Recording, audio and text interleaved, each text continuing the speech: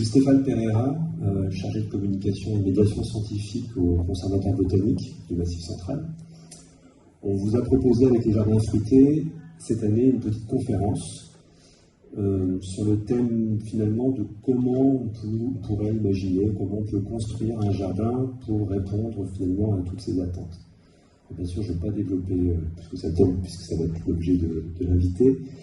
Je voulais juste dire en préambule que, comme il s'agit du thème qui est, évoqué tout au long de ces 2 jours, on invite également le public ainsi que les exposants à faire de même, à partager finalement leur conception du jardin à travers un petit dessin que vous pouvez accrocher sur ce qu'on appelle le fil d'Ariane. Vous verrez quand vous descendrez dans le parc du château, il y a une petite corde à linge qui est tendue et qui descend juste là.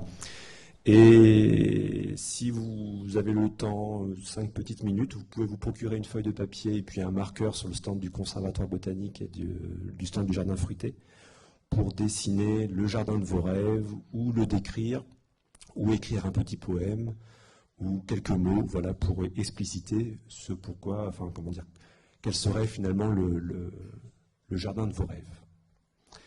Et puis faire bénéficier, par cet intermédiaire, faire bénéficier tout le public, partager vos rêves, c'est intéressant aussi. Bref, voilà pour les petites parenthèses. Donc je vous présente aujourd'hui Lise Marchal, qui est architecte paysagiste indépendante située à Clermont-Ferrand, je ne me trompe pas Lise, qui a pu travailler par le passé, pas très loin d'ici, à Saint-Georges-d'Aurac, et qui a notamment réfléchi l'aménagement du bourg en lien avec des pépiniéristes locaux, pour travailler sur comment on peut introduire finalement la flore locale dans un aménagement paysager en plein cœur de bourg. Et cet aménagement est assez intéressant, était assez innovant finalement pour la région et puis même pour le label végétal que vous connaissez peut-être. Donc c'était un des premiers chantiers finalement à bénéficier un petit peu de cette démarche. Une démarche expérimentale qui a plutôt bien fonctionné et qui s'est essaimée un petit peu dans les jardins et les cœurs de bourg environnants. Et voilà, c'est comme ça qu'on a connu Lise, en tout cas moi son activité, et on l'a sollicité spécialement pour la Fête des Plantes de cette année, pour qu'elle nous fasse part un petit peu de ses conseils sur comment on peut concevoir un jardin de A à Z, de la réflexion, de la première pensée, vos rêves, jusqu'au résultat final. Voilà. Donc je vous souhaite une bonne séance. À la fin de la séance, Marie-Jo fera passer un petit micro, voilà, au fond de la salle, elle fera passer un petit micro pour répondre à vos questions. Et puis voilà, je vous souhaite une bonne après-midi.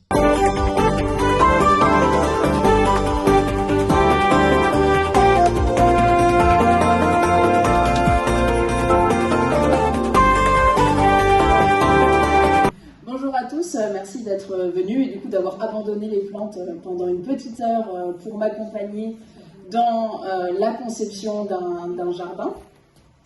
La présentation du coup elle va être faite un petit peu en différentes étapes, donc une très courte introduction personnelle, un petit peu juste pour savoir, pas tant pour parler de moi, mais pour que vous sachiez qui est en train quand même de vous parler, un petit peu de définition jardin et paysage, et puis ensuite on va rentrer directement dans le thème donc, de concevoir par étapes, programmer, analyser, spatialiser et schématiser, et ensuite réaliser, et puis forcément l'après-chantier. En se rappelant toujours que le jardin, donc, c'est un travail du vivant, et dans les différentes conférences ou dans les personnes qui viennent aussi partager leurs connaissances ici sur la Fête des Plantes, forcément elles vont toujours vous parler de prendre conscience du contexte écologique naturel pour ne pas chercher à installer un jardin qui soit contre nature, mais plutôt qui soit avec la nature, comment tenir compte du changement climatique, maintenir et développer la biodiversité également au jardin, et comment maîtriser les espèces exotiques envahissantes. Alors en l'occurrence, donc, moi pour ma partie, je m'attacherai juste vraiment à la conception générale du jardin, sinon ça c'est vraiment des thématiques à part, mais il faut bien se dire que toute conception doit tenir compte de ces éléments-là, sachant qu'avec la clientèle de particuliers, et ben, c'est pas toujours facile parce que les attentes, et notamment dans les jardins périurbains, ce que je fais majoritairement autour de Clermont-Ferrand, vous le verrez, et ben, on n'a pas toujours les mêmes attentes et les mêmes acceptations, notamment en termes de végétal, que ce qu'on peut arriver à faire passer dans les communes rurales. Petite introduction. Donc personnellement, j'ai un diplôme d'ingénieur paysagiste donc de l'école de Blois. Désormais, en fait, ça s'appelle, c'est un titre de paysagiste concepteur. Donc en gros, je suis architecte paysagiste.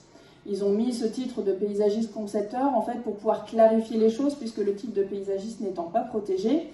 Contrairement aux architectes, on n'a pas le droit de s'appeler architecte si on n'en est pas un et qu'on n'est pas diplômé. Tout le monde s'appelle paysagiste. Qu'on ait une entreprise qui fasse de l'entretien, de la création, qu'on soit un bureau d'études. Et finalement, ça porte un petit peu à confusion pour les gens de savoir vers qui s'orienter. Et beaucoup de personnes ne savent pas en fait que des bureaux d'études, des architectes paysagistes existent et peuvent venir vous conseiller dans l'aménagement de vos extérieurs. Souvent, les gens pensent aussi à aller voir des horticulteurs ou des pépiniéristes qui sont forcément d'excellents conseils pour les plantes, mais pour autant, ils ne vont pas forcément se déplacer chez vous, ils ne peuvent pas prendre en compte l'intégralité en fait, de vos problématiques, et puis surtout, ce sont des spécialistes des plantes, alors qu'on verra que concevoir son jardin, eh ben, forcément, les plantes, c'est une thématique, mais on en a plein d'autres à balayer. Un paysagiste concepteur, pour moi, c'est avant tout, donc c'est une oreille attentive, donc une oreille par rapport à son client, et c'est aussi un observateur. On ne peut pas, pour moi, concevoir un jardin sans se rendre chez les gens pour voir leurs extérieurs, mais aussi l'intérieur, qui en dit beaucoup. L'idée du concepteur, c'est de pouvoir reproduire, créer ou transformer des émotions en construisant des espaces, on vient jouer avec des volumes, des matériaux, de la lumière, des couleurs. Finalement, c'est ça qui nous touche, nous, vraiment, dans le jardin, c'est le sentiment. Et c'est pour ça qu'on a une relation qui est très personnelle et qui va vraiment... comment dire, il n'y a pas réellement de standard, en fait. On a tous notre notion du beau, notre notion de ce qui est, j'aime pas employer ce terme, mais on l'entend souvent, propre ou pas propre. Qu'est-ce que c'est qu'un jardin qui est bien conçu? Qu'est-ce que c'est qu'un jardin qui est bien entretenu? Et donc, ce sont des notions très personnelles. Et forcément, en tant que paysagiste concepteur, on doit entendre et comprendre qu'est-ce que notre client comprend dans ces termes de jardin propre, jardin entretenu, jardin fleuri, etc., pour pouvoir l'accompagner dans ce qui lui fera plaisir en tant que jardin, mais également en essayant de distiller un petit peu de connaissances pour tous les néophytes, puisque finalement il y a encore beaucoup d'attentes sur le jardin, et de moins en moins de gens qui s'y intéressent réellement. Souvent les gens pensent le jardin comme une extension de la maison. On aimerait bien que ça soit tout fini, toujours tout propre, un peu comme la peinture et le placo, et que quand les entreprises partent, eh ben, on a un résultat parfait. Mais malheureusement, ou heureusement, j'ai envie de dire, malheureusement pour les déçus de l'architecture et heureusement pour nous qui adorons les jardins, on travaille avec du vivant, avec des belles réussites, mais aussi quelques échecs. Petit retour, petite définition. Donc, la définition classique du paysage, c'est la partie d'un pays que la nature présente à un observateur. C'est une étendue spatiale transformée par l'homme, ou moins, et qui présente une certaine identité. Le jardin, c'est une portion pour moi de paysage, mais il est doublé d'une intention artistique et esthétique supplémentaire. Ce qui ne veut pas dire qu'on n'a pas des paysages absolument magnifiques, que ce soit des paysages naturels ou agraires, etc. Mais on a cette volonté artistique. Et donc forcément, pour moi, en fait, dans le paysage, on va travailler le jardin comme un enclos. C'est un espace, en fait, à notre image, à nous. C'est un monde qui est forcément artificiel, même si on y invite la nature, à un moment donné, on crée ou on bouleverse un petit peu des équilibres pour tendre vers ce qui sera notre jardin. C'est aussi une promesse à soi et aux autres de mieux vivre. On l'a tous vu pendant le confinement, inutile de dire que ceux qui avaient le plaisir d'avoir des extérieurs et un jardin l'ont souvent vécu bien différemment de ceux qui étaient cloisonnés en appartement. Et pour tous, c'est un espace libre de création et d'expression. On voit aussi de plus en plus, et notamment dans les aires périurbaines, mais ça arrive bien aussi dans le rural, que les superficies sont de plus en plus restreintes puisqu'on construit de moins en moins sur des grandes parcelles, pour de bonnes raisons aussi. Mais donc forcément, la richesse d'un jardin ne se mesure pas que par sa superficie, heureusement, mais par la quantité de découvertes et de plaisir qu'il nous procure. Alors, si vous pensez aux étapes de projet, alors forcément, par exemple, si vous m'appelez en tant que bureau d'études, je vais vous dire, premier contact, je vous fais une proposition d'intervention, une esquisse, on va dessiner des avant-projets, après on va passer en phase technique, on va consulter des entreprises, faire toutes les déclarations administratives, réaliser vos travaux, jusqu'à la fin. Oui, mais quand c'est vous? Comment est-ce qu'on va penser un jardin? Pour moi, la première étape, d'abord, c'est programmer. Et programmer, ce n'est pas chercher des solutions. Pas encore. C'est surtout déjà prendre le temps de se poser la question de ce qu'on veut, de ce dont on a envie. Quand on parle de rêve de jardin, finalement, c'est au moment du programme qu'on peut se permettre de rêver le plus, et puis on entretient un petit peu ce rêve pendant les premières phases de conception. Programmer, donc, c'est lister, essayer d'être le plus exhaustif possible, en fait, dans ses envies et ses aspirations personnelles. Je veux un jardin, pourquoi ? Certaines personnes vont vouloir un jardin pour produire des fruits, des légumes, des fleurs. D'autres, ça va être un lieu de détente. Certains vont vouloir davantage admirer. En fait, ça va être autant le plaisir de l'observation que réellement pas forcément être en activité dans le jardin. Pour d'autres, se baigner, se rafraîchir, se reconnecter avec la nature, jouer, faire des sports. Et puis, bien évidemment, comme au cœur de la maison, le jardin est aussi un lieu de rencontre et de partage entre famille et amis. Donc c'est un espace à soi, mais qu'on partage avec les autres. Et forcément, quand on dit partager avec les autres, certes, il y a toutes nos envies, mais il y a également les contraintes et les problématiques. On va travailler dans un certain contexte. Donc on peut avoir un superbe jardin, mais des nuisances sonores à côté, par exemple, des nuisances visuelles. Petit clin d'œil souvent aux soucis de voisinage ou à la co-visibilité dont on me parle souvent. Et ça, par exemple, la notion d'intimité, c'est quelque chose qui est vraiment propre à chacun. Certains de mes clients, ça leur pose aucun problème d'avoir une piscine implantée à un certain endroit et que tout le monde les voit. D'autres, s'il y a une petite fenêtre, même si c'est une fenêtre de toilette qui pointe un petit bout vers leur jardin, ils en sont malades et il faut absolument la masquer. Donc ça, on ne peut pas dire à quelqu'un « vous avez raison » ou « vous avez tort ». On a tous raison, entre guillemets, dans notre façon de ressentir notre jardin, au concepteur de pouvoir proposer la solution adaptée. Et puis, bien évidemment, il y a aussi, par exemple, là, j'ai mis l'illustration de cette dame qui a extrêmement chaud. On attend de nos jardins un maximum de fraîcheur. Je pense qu'on y pense quand même souvent. Et moi, ça me fait un petit peu de peine quand je croise un certain nombre de jardins où on a soif rien qu'en les regardant. Tous ces jardins qui sont extrêmement minéralisés, où on fait croire aux gens que c'est en mettant des bâches et des cailloux qu'on minimise l'entretien. Bon, moi, je trouve qu'il n'y a rien de plus. On ne voit rien de plus qu'un pissenlit au milieu des gravillons blancs qui sont devenus verts parce qu'ils étaient à l'ombre. Mais bon, moi, je suis plus d'avis pour planter plein de plantes. Et puis le pissenlit, on ne le verra plus au milieu parce qu'on voit le reste. On s'en porte pas plus mal. Donc bon, après, forcément, à chacun son type de jardin. Alors, à un moment donné, on va aussi chercher l'inspiration. Par exemple, on va regarder des belles photos de patios, de jardins, etc. Et puis, on va se rendre compte que l'inspiration qu'on peut avoir, elle peut être aussi sur une thématique très précise. Et alors là, c'est génial, parce que tout l'étendue des possibles... Vous allez demander à un maçon de vous faire un escalier, il va s'empresser de vous bancher quelque chose en béton, ça sera fantastique, il aura juste calculé le nombre de marches et la largeur de passage nécessaire. Il y a tellement d'autres possibilités. Et toutes ces possibilités-là, en fait, qu'on évalue avec le client pour également lui donner des options. Des options qui soient en termes de réalisation ou en termes budgétaires. Voilà, si vous avez envie de vous faire plaisir, la solution A, mais par contre, peut-être que techniquement, vous n'avez pas les moyens de les faire, on devra faire appel à un professionnel. Par contre, il y a aussi la solution B qui va remplir la même fonction technique, mais que vous serez en mesure de pouvoir réaliser vous, et qui s'intégrera également dans le style du jardin.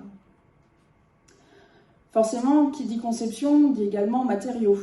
Pouvoir concevoir des clients, avoir un retour. Alors forcément, vous, en tant que particulier ou professionnel du domaine, on a le retour d'une part des entreprises, et personnellement, en fait,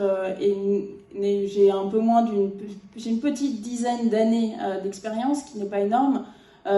J'écoute toujours beaucoup les entreprises, en fait, et notamment ceux que j'appelle les gars qui font l'entretien, parce qu'il n'y a rien de mieux que eux pour nous dire comment ça évolue dans le temps, ce qui marche, ce qui ne marche pas, et ils savent aussi détecter à l'avance les défauts qu'on peut avoir dans la conception. Et notamment certains défauts classiques du concepteur, et je pêche aussi là-dedans, je l'avoue. Par exemple, la densité de plantation, parce qu'on a envie que nos clients aient un jardin qui rende, entre guillemets, rapidement, parce que vous savez que les gens sont très impatients de nos jours. Mais on sait bien qu'à terme, quand on a fait le plan, il y a certaines plantes qui vont prendre le dessus, mais tout ne va pas prendre non plus.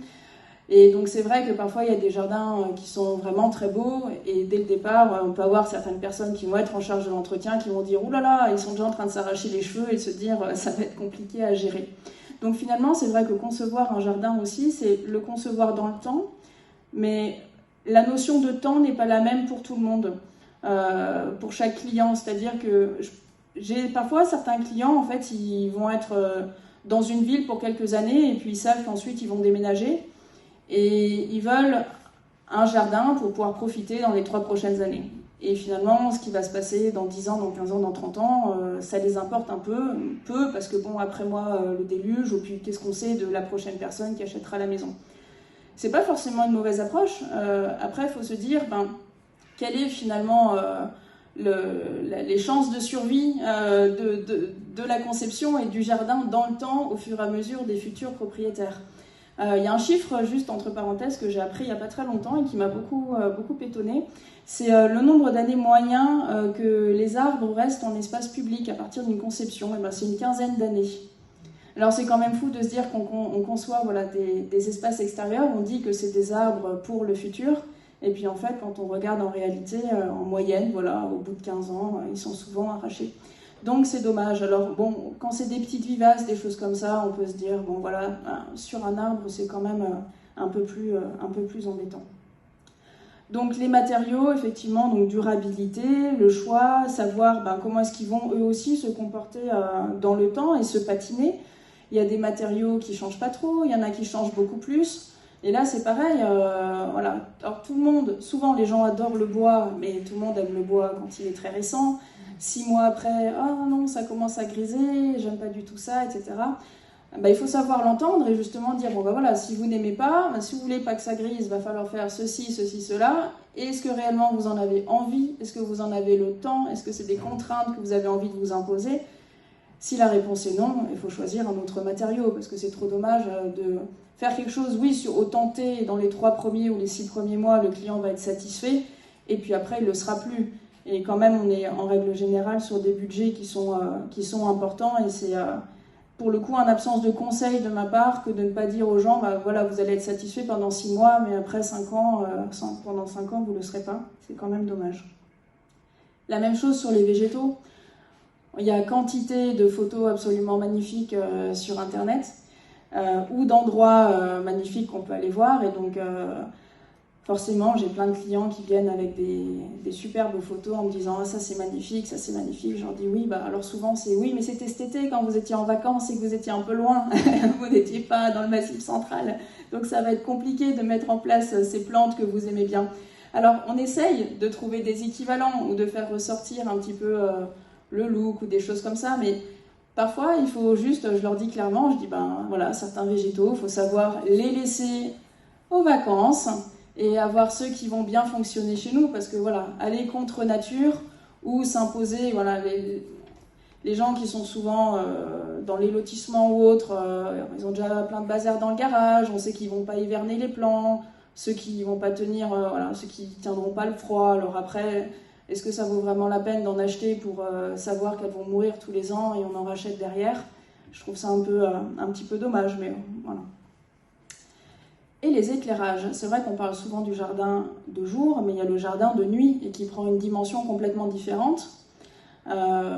Et c'est aussi une belle opportunité d'expression un petit peu artistique.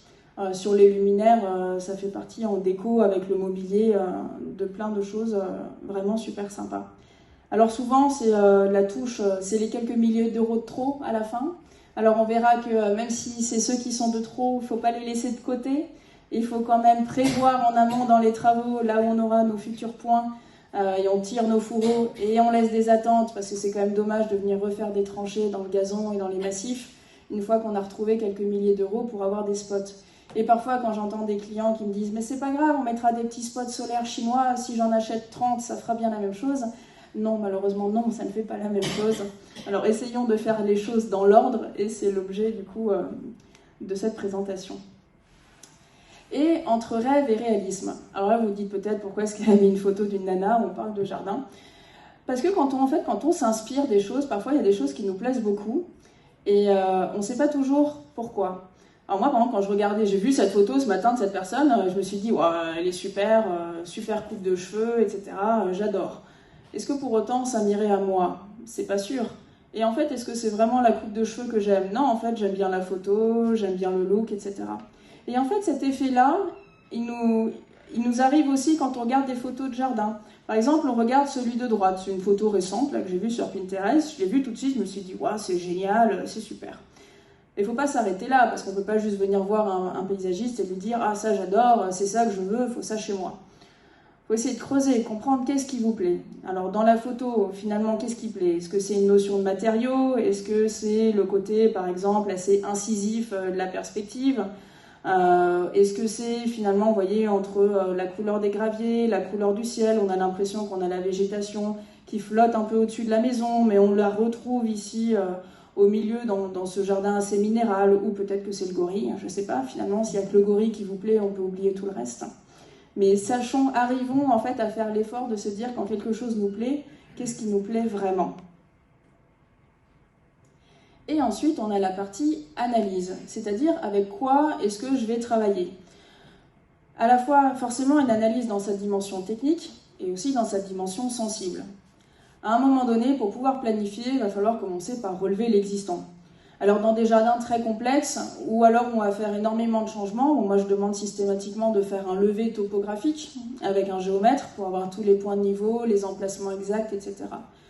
C'est pas forcément indispensable dans tous les cas, mais forcément dans votre jardin, il va falloir prendre quelques mesures pour pouvoir s'y retrouver.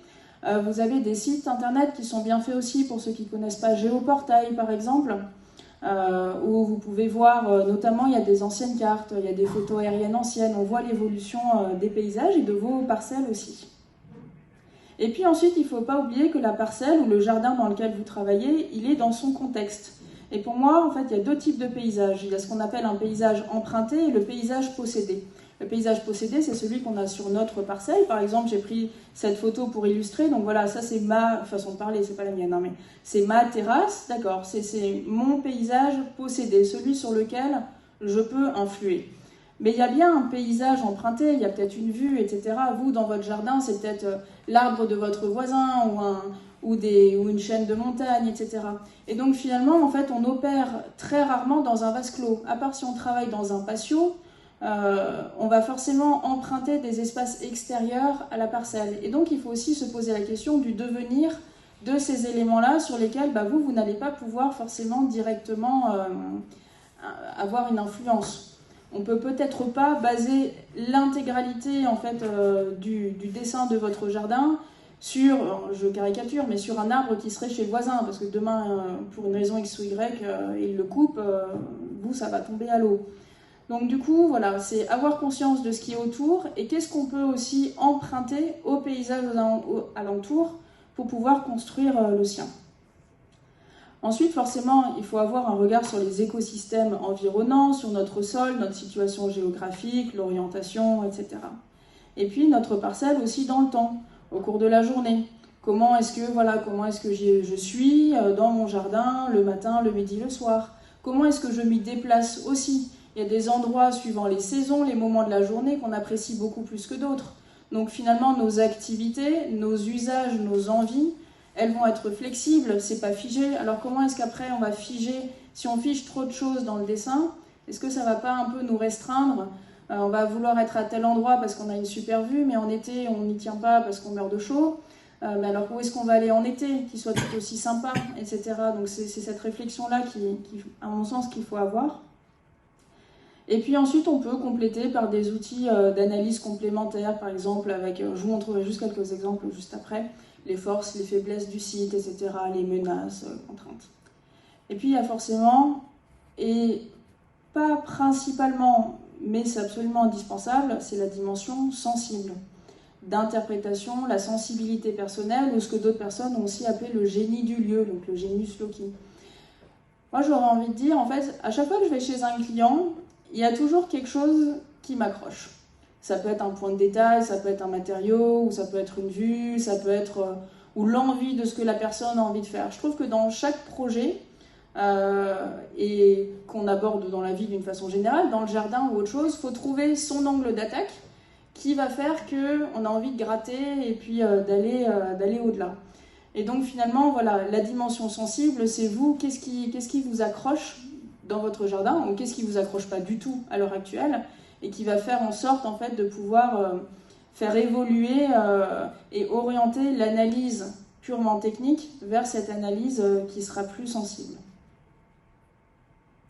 J'ai emprunté là quelques illustrations d'un de mes amis du coup, qui a fait le même diplôme que moi, mais qui a poursuivi ensuite en permaculture. Et donc on voit qu'ils font différents types de cartographie d'espace en fonction de l'ombre, la lumière, en termes d'utilisation, etc. Ensuite se pose la question de spatialiser. Spatialiser à la fois l'analyse des espaces, et ensuite c'est schématiser et dimensionner les éléments du programme par rapport à leur fonction. S'il y a certaines personnes qui se sont intéressées à l'architecture, vous reconnaîtrez peut-être le type de dessin-là qui viennent des anciens livres des Neufert. C'était ces livres d'architecture, mais qui sont aussi applicables en extérieur, et qui vous expliquent plus ou moins que tout est basé sur l'homme. Déjà, le gabarit, enfin, je veux dire, la hauteur d'une chaise, c'est pas fait au hasard, la hauteur d'une table, etc. Mais dans le jardin, c'est exactement la même chose. Et donc forcément, nous, on va devoir dimensionner, une fois qu'on sait où est-ce qu'il serait agréable, par exemple, à tel moment donné, de se retrouver en famille pour déjeuner. Bah, la question c'est, mais on est combien en famille régulièrement chez nous? On est combien avec les amis? On ne va pas dimensionner du tout une terrasse si on a l'habitude de recevoir 15 personnes, ou si en général on est 5-6, ou si on n'est que tous les deux. Et donc forcément, qui dit nombre de personnes, dit taille de table, taille de mobilier, dit combien de dégagement je vais avoir besoin à l'arrière, etc. Pareil pour les piscines. Une piscine, pourquoi faire? Si c'est une piscine simplement pour se rafraîchir, c'est pas du tout le même type de forme que la piscine pour jouer avec les enfants, ni le même type de profondeur. C'est pas la même chose que ceux qui aiment nager. Donc c'est vraiment, voilà, quand on dit faut une piscine, piscine 4x8, terrasse, 30 mètres carrés, ça veut rien dire. Et puis 30 mètres carrés, il y a des 30 mètres carrés bien foutus, des 30 mètres carrés mal foutus. Donc faut pas raisonner tant en termes de surface pure que réellement de se dire est-ce que je vais avoir l'espace pour pouvoir faire les activités dont j'ai besoin. Et puis parfois je vois certains clients qui pensent avoir besoin d'énormément d'espace parce qu'ils sont pleins de bonne volonté, surtout dans le domaine potager. Alors ils n'en ont jamais fait un, mais ils viennent d'acheter leur première maison, puis ils me disent faire un grand potager, 90 mètres carrés.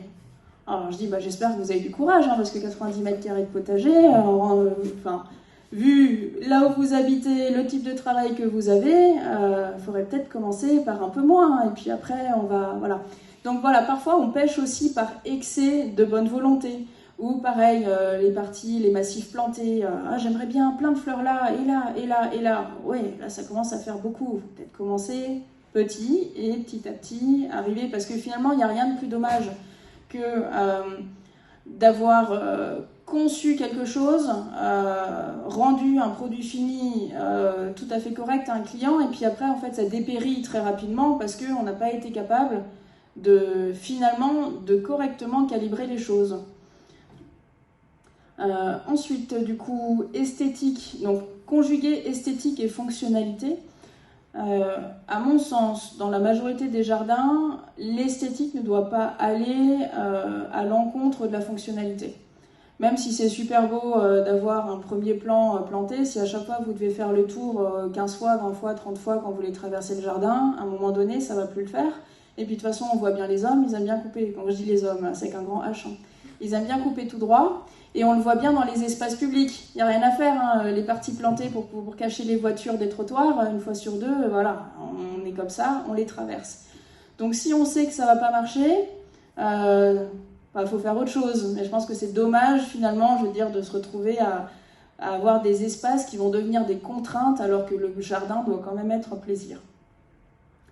Et une fois qu'on a du coup donc spatialisé nos différents usages, qu'on les a calibrés par rapport à ce qu'on veut faire, on a commencé à en tirer un petit peu des bouts de plan avec des cotes et des surfaces qui correspondent à des surfaces utiles.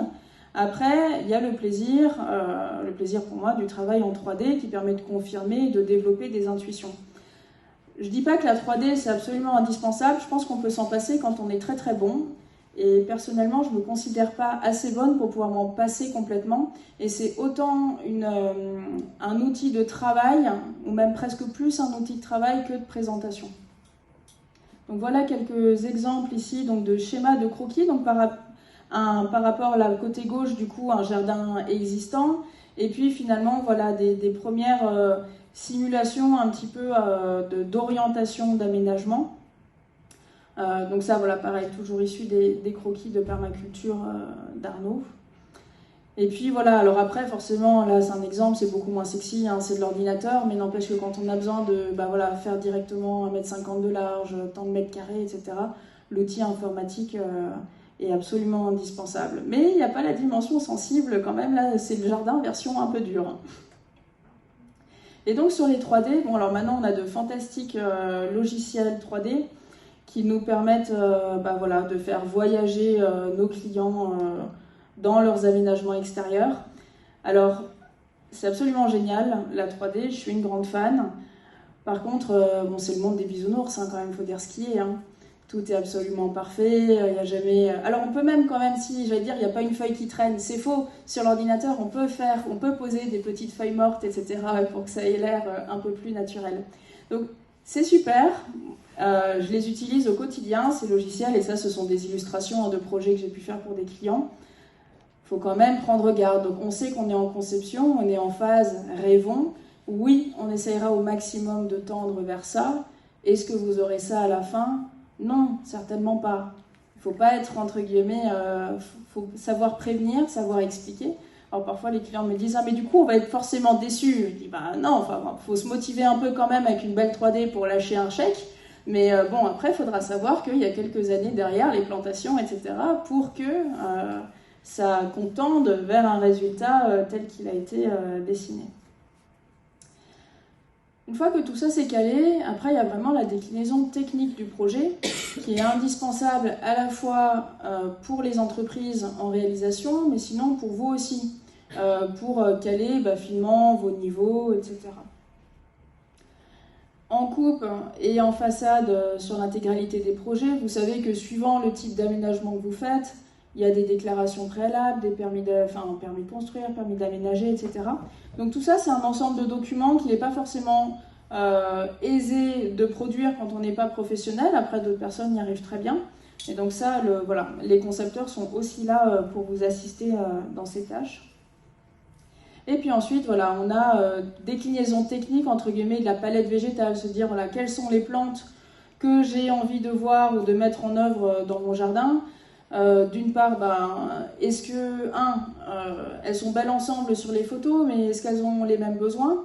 Parce que si j'en mets j'en mets deux, une qui a besoin de l'ombre et de fraîcheur, et l'autre qui aime le cagnard et le plein soleil, elles seraient super belles l'une à côté de l'autre, mais bon, le problème c'est que si je les plante comme ça, il y a peu de chances que ça marche.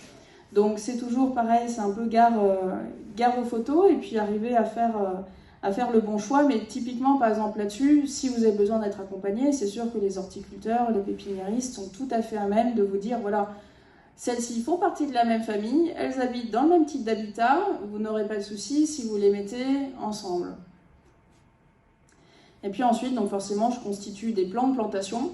Alors autant pour les entreprises aussi que pour les particuliers, parce que ça leur permet finalement, une fois qu'on a décidé en 3D et qu'on a conçu un massif, de pouvoir savoir déjà quelles sont les tailles définitives des végétaux qu'on envisage, et puis comment les positionner. Et j'ai des clients qui sont assez courageux et qui réalisent quand même des plans de plantation, des plantations de plans assez importants et plutôt avec des belles réussites. Et ensuite, déclinaison aussi forcément sur les éclairages, à savoir se dire qu'est-ce qui est de l'éclairage fonctionnel, qu'est-ce qui est de l'éclairage d'ambiance, et puis ensuite être assisté du professionnel au besoin pour voir où vont être les commandes intérieur-extérieur, est-ce qu'on a des endroits où on est sur détecteur, est-ce qu'il y a des éclairages d'ambiance qu'on veut pouvoir tamiser, c'est dimmable, ça ne l'est pas, etc. Et donc c'est bien dans une logique d'ensemble qu'il faut pouvoir travailler. En phase opérationnelle, au moment où vous êtes prêt à commencer à réaliser, forcément, préalablement, il y a eu une évaluation budgétaire. Donc là, souvent, on a lancé la belle 3D, puis après, pouf, le budget. Donc, soit les gens s'accrochent à la belle image et se disent, bon, comment est-ce qu'on va le réaliser, en combien de phases, parce que finalement, c'est souvent ça. Soit il faut faire des coupes franches, ou il faut revoir les choses. Alors, comme je dis toujours, dans la conception, il y a 2 chemins.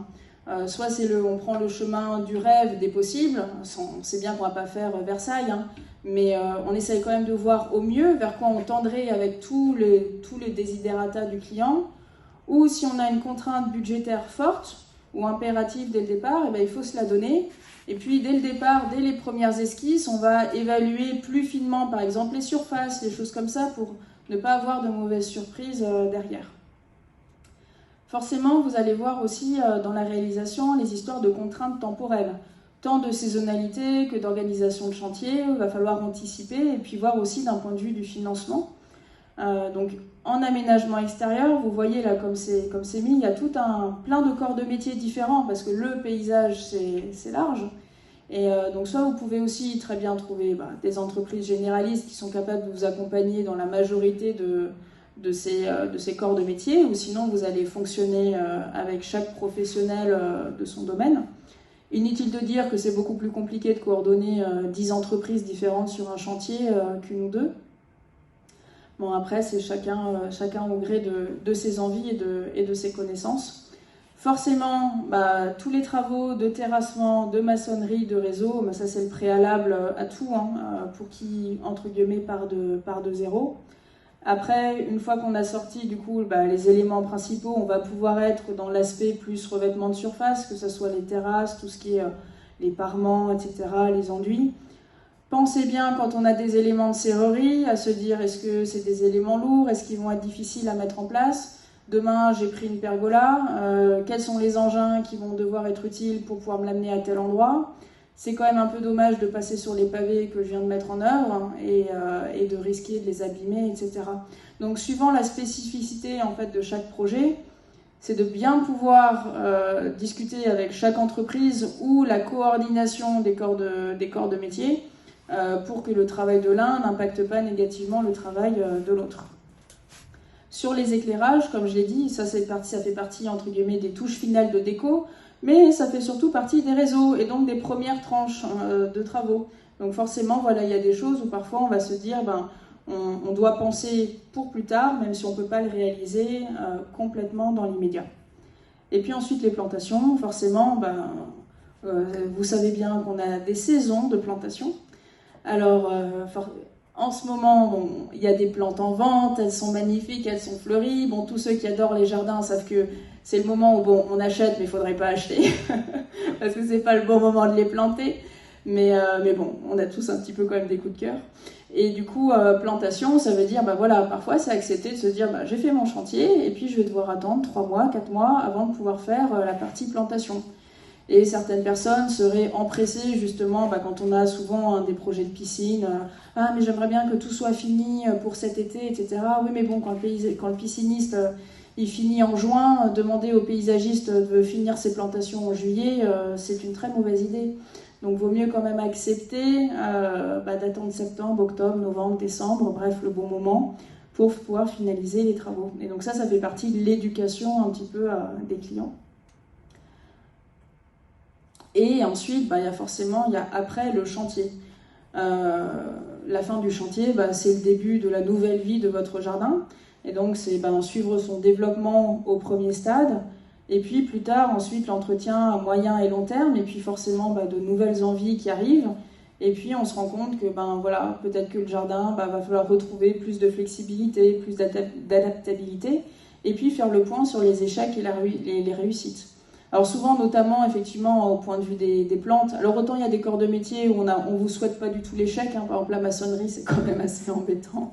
Bon, si c'est quelques plantes qu'on a pris parce qu'on avait un coup de cœur, on s'est dit on verra bien si elles tiennent et qu'elles n'ont pas tenu. Bon, chez moi, j'ai essayé, il y a certaines plantes, j'ai essayé une deuxième fois.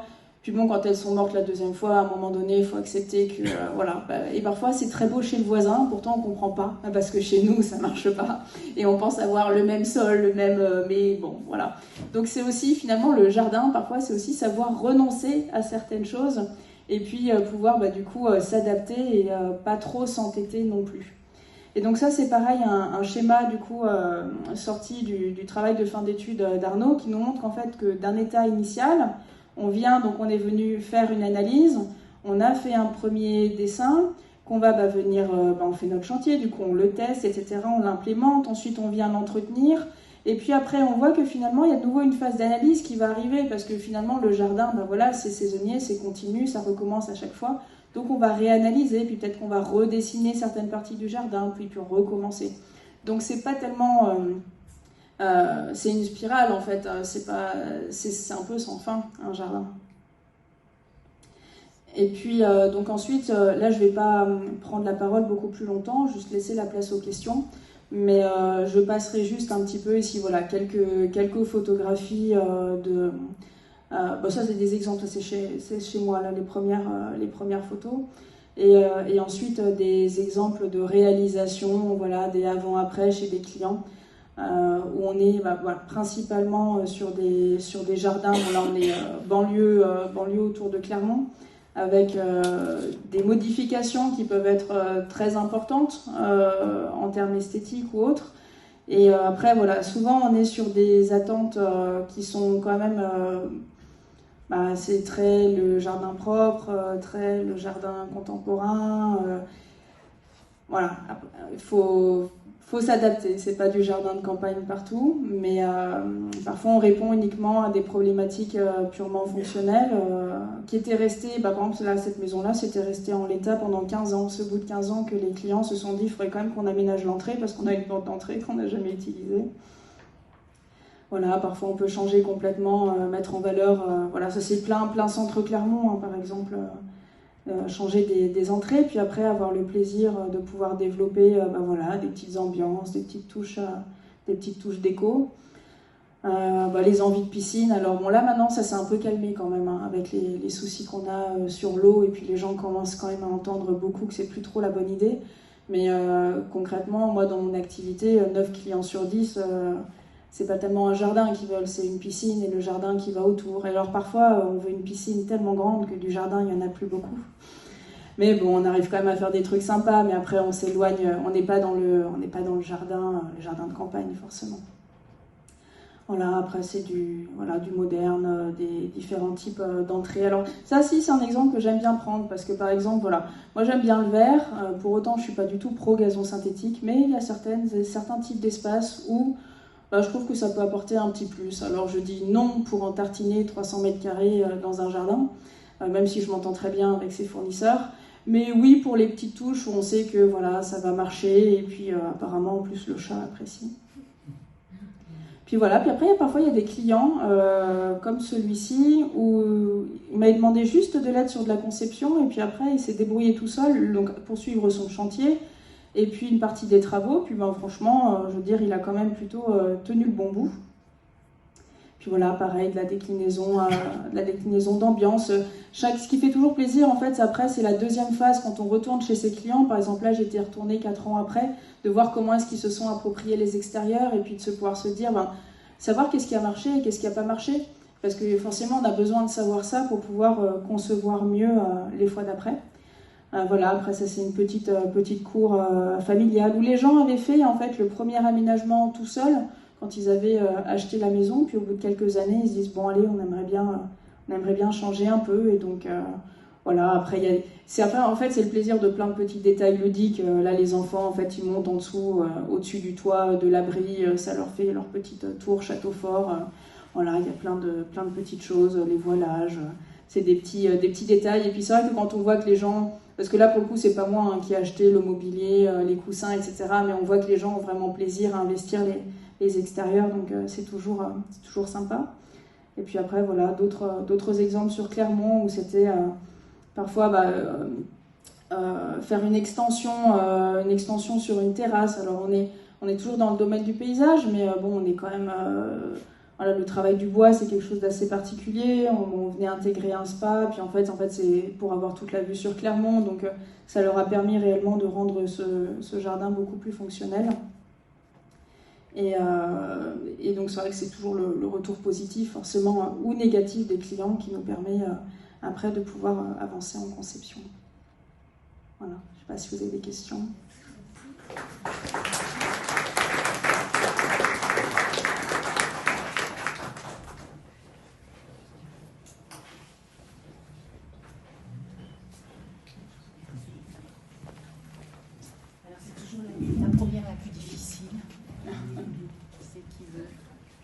Témoigner, poser une question.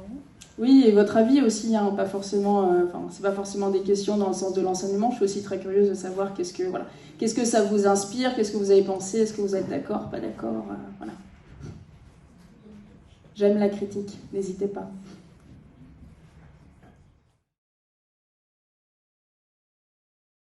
Comment vous trouvez votre inspiration ? Alors, l'inspiration, alors pour moi, elle se trouve beaucoup dans les voyages. C'est vrai que c'est le côté découverte. Je pense que quand on dit voyage, il n'y a pas que les grands voyages, on n'a pas besoin de partir très loin pour avoir de l'inspiration. Pas plus tard que l'autre jour, justement, quand mon ami là, qui a fait de la permaculture est venu passer chez moi une soirée, on allait promener son chien dans 2 bouts de rue où j'avais jamais été. Voilà, j'ai vu des trucs super sympas. Donc c'est l'inspiration, c'est vraiment juste garder les yeux ouverts sur ce qu'on a autour de soi et des petits éléments de réussite dans tout ce que les gens font autour de nous. Finalement, je trouve que c'est ça qui nous inspire le plus. Alors, moi, j'avais une question sur l'intégration, presque dans le temps, puisqu'il y avait quand même une tradition de jardin. Il y a des plantes qui marchent et qui ne marchent pas, on les connaît peut-être, en fonction des régions. Alors, c'est peut-être même un peu trop classique, je ne sais pas. On remarque souvent que quand quelqu'un commence à faire quelque chose, on le trouve dans tous les jardins du voisinage. Comment vous vous situez par rapport comment vous faites pour... on parle de création, comment faire avancer quelque chose sans que ce soit artificiel par rapport à ce qui a toujours existé. Je ne sais pas si vous voyez la question que je pose. Alors, je pense que, du point de vue du choix des plantes, c'est vrai qu'il y a, entre guillemets, celles qu'on connaît qui fonctionnent, entre guillemets, à coup sûr. Ce qui est difficile avec les plantes, c'est un peu comme les habits, il y a aussi toujours des effets de mode. Et parfois j'essaie de dire aux clients, c'est pas tant la plante en elle-même qui est un peu datée, ça peut être soit parfois son utilisation ou son association. Et quand on la voit justement avec d'autres plantes, ça permet de casser un petit peu l'image.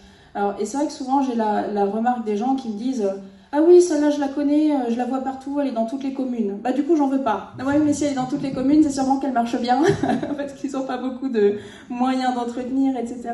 Donc c'est vrai que ce qui est difficile, c'est que tout le monde a un avis sur les plantes, en tout cas un avis esthétique entre ce qui nous plaît et ce qui nous plaît pas. Je pense qu'après on arrive à twister le truc avec la composition, où ça peut être finalement ramener un élément de déco différent qui va changer le regard qu'on a sur ces plantes qui marchent bien et dont on a de plus en plus besoin, parce que autant effectivement je pense qu'on peut faire preuve d'un peu d'exotisme, on peut tenter des choses, et il faut tenter des choses.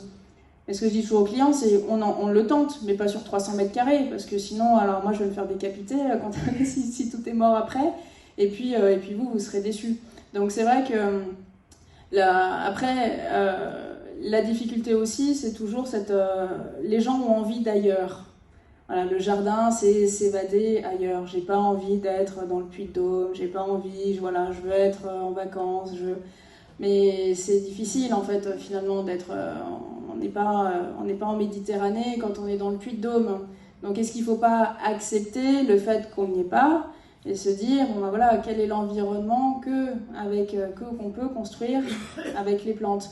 Mais juste pour rebondir sur l'histoire des plantes, à Saint-Georges-d'Aurac, quand on a fait l'aménagement du centre-bourg, donc on a utilisé uniquement des plantes locales, et pas uniquement produites localement, mais qui étaient bien présentes à l'état sauvage. Et en fait, donc c'est le conservatoire botanique juste à côté, qui avait fait des cartographies.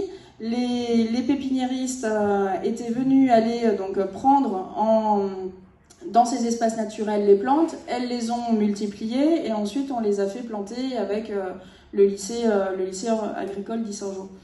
Et finalement au début c'est vrai qu'il y avait peut-être un peu la crainte de se dire on va planter que des mauvaises plantes, c'est de la mauvaise herbe, c'est des choses comme ça, mais finalement quand on les met toutes ensemble, ça marche bien. Alors je m'étais dit j'ose pas trop le tenter quand même, il faut que les gens aient aussi des repères, des choses qu'ils ont l'habitude. Alors on avait mis des boules de buis, parce que bon, on s'est dit, bon allez, Piral et compagnie, mais ça faisait partie aussi de la liste des plantes locales. Vous posez pas de questions, hein. Les premières qui ont toutes crevé, c'était les grosses boules de buis. Hein.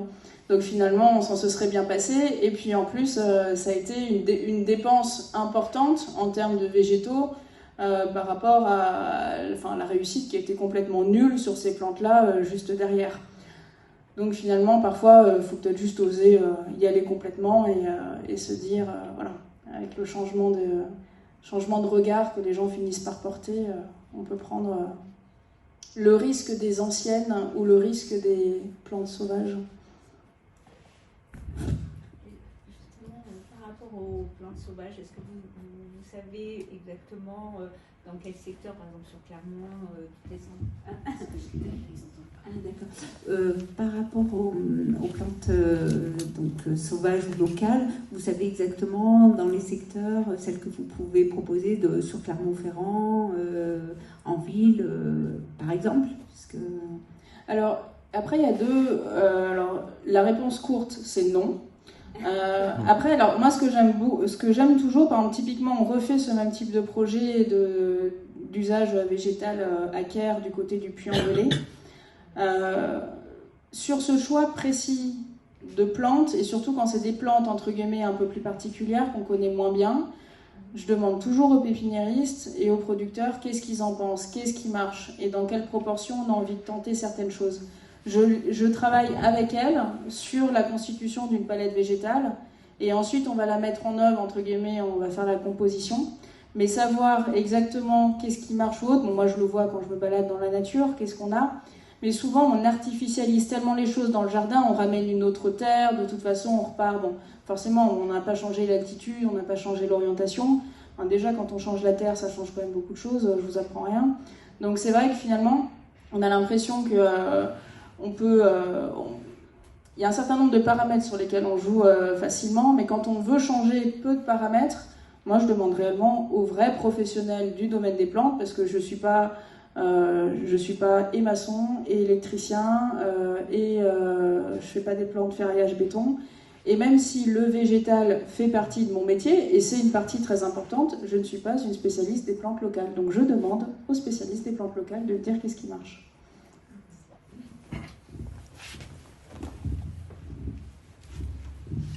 Je vais essayer de poser une question. Vous disiez que les clients, y a-t-il souvent des désillusions par rapport à un devis où ils sont vraiment, quand ils font appel à vous pour un aménagement, ils sont plutôt dans le bon tarif ou il y a des désillusions sur ce qu'ils demandent et ce qu'ils peuvent avoir? Alors, c'est vrai que souvent, c'est vrai qu'on n'a pas trop parlé de la question budgétaire, mais forcément, lors du tout premier rendez-vous, quand je parle aux gens, je leur pose la question de leur budget. Quelle est l'enveloppe que vous voulez consacrer à ce projet? La réponse est toujours la même. Mais je ne sais pas combien ça coûte. Je ne vous demande pas combien ça coûte, c'est à moi d'évaluer combien ça va coûter. Mais pour le moment, tant qu'on n'a pas fait la liste de ce qu'on veut, qu'on n'a rien dessiné, je ne peux pas vous dire combien ça va coûter. Donc, quelle est l'enveloppe budgétaire maximale? Avec quoi est-ce qu'on travaille? Et là, souvent, les gens réalisent que les extérieurs, ça coûte très cher. Quand on fait tout faire par un professionnel, ça coûte très cher. Dans des projets d'aménagement d'ensemble, comme ceux que vous avez vus par exemple dans les exemples que j'ai projetés, il faut savoir que la part végétale, c'est 10% du chantier, 15% grand maximum quand on a quelques belles plantes. Mais par contre, voilà, une piscine maintenant, de toute façon, à moins de 50 000 €, on fait rien. On met des bouts de terrasse, de la maçonnerie, etc. Donc dès le départ, pour casser un peu le truc, quand j'ai des clients qui démarrent vraiment de zéro, souvent sur des maisons récentes qui viennent d'être construites, il faut savoir que quand on attend à peu près le même niveau de prestation, entre tout ce qu'on a fait à l'intérieur et qu'on veut la même chose dans les extérieurs, on est entre le quart et le tiers du budget qu'on a mis dans la maison neuve, en partant vraiment de zéro. Et quand on fait tout faire par des professionnels. Donc c'est vrai que les personnes qui me contactent, un petit chantier, entre guillemets, pour moi, ça démarre à 50 000 €. Vous en avez vu à 50, à 100, 150, 250 pour certains. Alors évidemment, quand on a 250 000 euros sur le jardin, on a, comme vous l'avez vu un peu, il y a des maisons, voilà, c'est des maisons à 800, c'est des enveloppes globales à 1 million ou plus. Ça veut absolument pas dire qu'on peut pas faire quelque chose de sympa avec 1000, 2000, 5000 euros. Mais c'est vrai que dès le départ, je leur dis, ça va pas passer. Et je pense qu'il faut pas entretenir l'illusion, surtout parce que la première attente des gens n'est jamais le végétal. C'est toujours, ils ont toujours envie d'une terrasse, d'une piscine, d'une pergola. Et bon, va bien falloir planter un peu. Et donc forcément, voilà. Donc c'est dès le départ, dès le premier rendez-vous. Et si, voilà, ils savent qu'après, soit on poursuit plus loin, mais sinon. Et après, sur la taille des arbres, ils ont des exigences, c'est-à-dire que on sait que ça va conditionner le prix du végétal. Donc ça joue là-dessus, où ils vous demandent tout de suite des arbres qui font, si on parle d'olivier qui est très à la mode, on va tout de suite vous demander un olivier qui fait 3 mètres ou...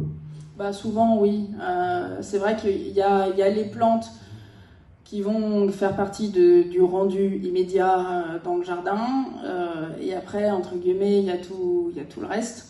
Souvent, oui, il y a une attente, notamment l'ombrage, on voudrait tout de suite un arbre qui fasse beaucoup d'ombre. On peut, ça va marcher, sauf qu'on sait très bien aussi que le temps qu'ils s'adaptent, le temps qu'ils reprennent, etc., on ne gagne pas réellement en nombre d'années. Mais les gens n'étant de nature pas très patiente, et la majorité de mes clients, comme vous avez pu le voir, n'étant pas, entre guillemets, des gens de jardin de campagne, qui vont jardiner par plaisir, etc., pendant toute la semaine, ou tous les week-ends, ou les vacances, eux, ce qu'ils attendent, c'est un résultat, un jardin moderne, où quand tout le monde va arriver, ils vont se dire « Waouh, c'est super !» qui vont faire entretenir par quelqu'un, et donc forcément, il faut que les végétaux soient dimensionnés en conséquence pour avoir... Voilà. Et en ce sens-là, je réponds à leurs demandes, parce que c'est aussi mon métier. Merci.